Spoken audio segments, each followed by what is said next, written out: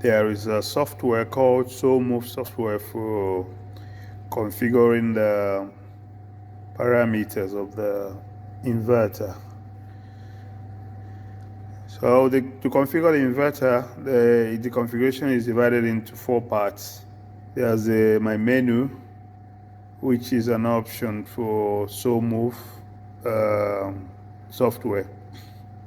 There's also the FCS, which is to record to monitor what has been programmed, and it's for to store and to record parameters that you have set. So there's also the macros, which is the third part. This is the part that we have used.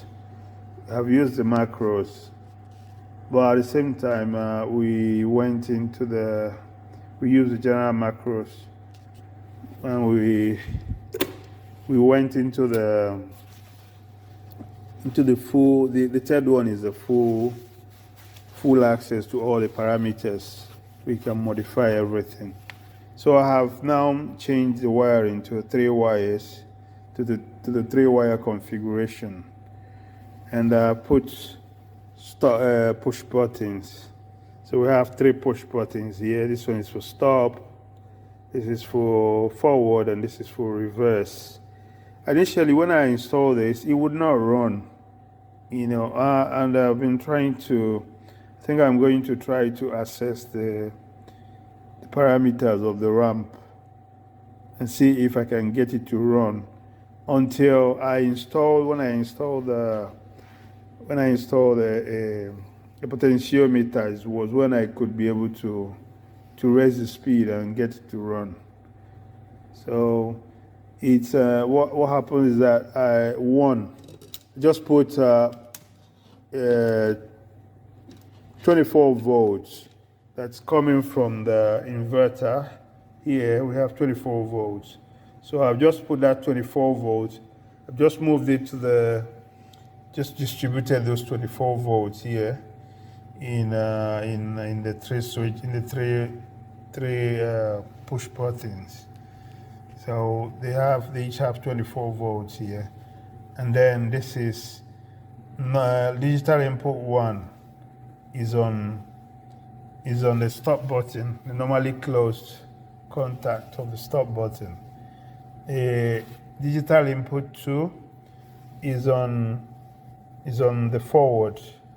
Digital input 3 is on the reverse, which is the third push button. So after I did this, I went into the configuration to check, to make sure that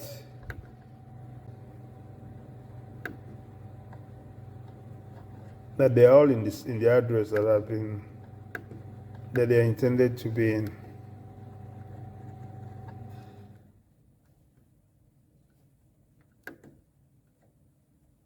So if we go into configure, and this one is to monitor. This is a configure it. Yeah, it still is configure, yeah. And we have CFG. This is the full. To configure it in full. But first of all, we have to. If we go into the full, we can see this is the IOs where we can confirm what we're doing with the inputs, the digital input and the analog inputs and the output. So it gives us information, so we can confirm everything. TCC, we have to tell it at TCC that we're using three wires. So 3 wires is 3C, and then okay. We can. This is run. Run is on normally closed. Once it's normally closed, which is on digital input 1. Once it's on normally. Once it's on.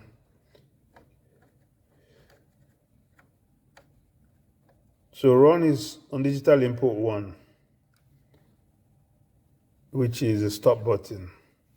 Stop button. That run is what also interrupts it. So when you tear up the stop button, when you push this, the run will cut off the supply and make the motor to stop. Okay, we have run, we have forward. Forward is on number 2, which is this one. So if we go and we see you have number 2, digital input 2. And reverse, this is reverse on digital input 3. Okay. And this one we did not use. Okay. So what else can we see here?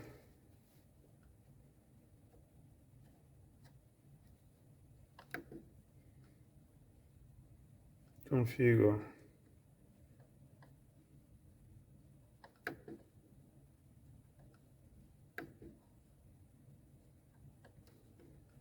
Anyway, let's run it.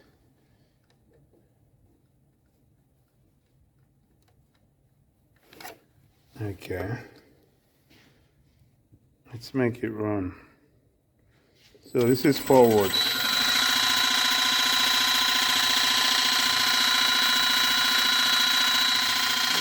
We're currently running on 28.9 hertz.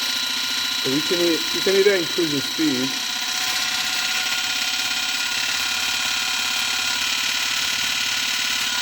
or we can reduce the speed. But we're doing this with the potentiometer.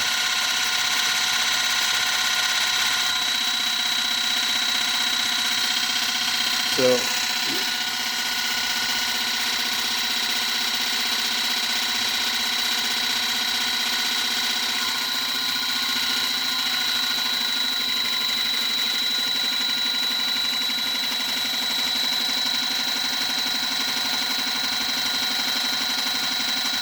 and we can push the reverse and it stops and it changes position, changes the direction, goes on the same speed.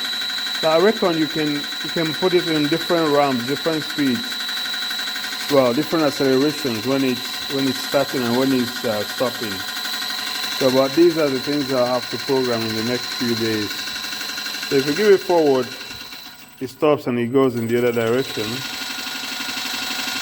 So it's going forward now, 23.8. Now reverse, it's going to be minus 23.8.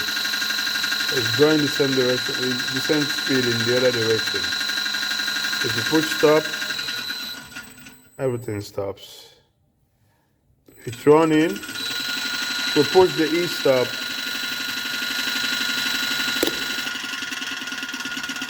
Oh, so everything stops.